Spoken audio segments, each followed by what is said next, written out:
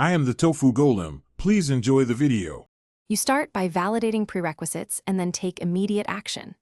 Check device RAM, Android API level, and ensure at least 500 MB free storage. Low memory often triggers crashes. Install the matched ML runtime and place model files in app-specific storage so permissions and paths are predictable. Once done, enable developer logs and connect via a DB to capture logs. These logs tell you whether the crash is memory, JNI, or model-related. Now proceed to isolate the failing component. You now reproduce and isolate the crash with controlled tests. Run a minimal inference. Single-threaded, batch size 1, small input image to see if the model still fails. If it does, try switching precision to float 16 or int8 to lower memory and compute pressure. This often prevents out-of-memory crashes.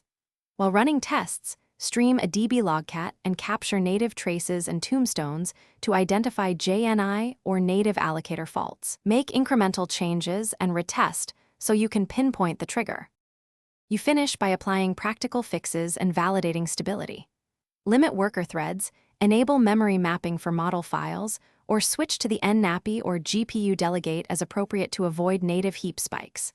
Once patched, run full app scenarios and stress tests while monitoring CPU, GPU, and thermal throttling.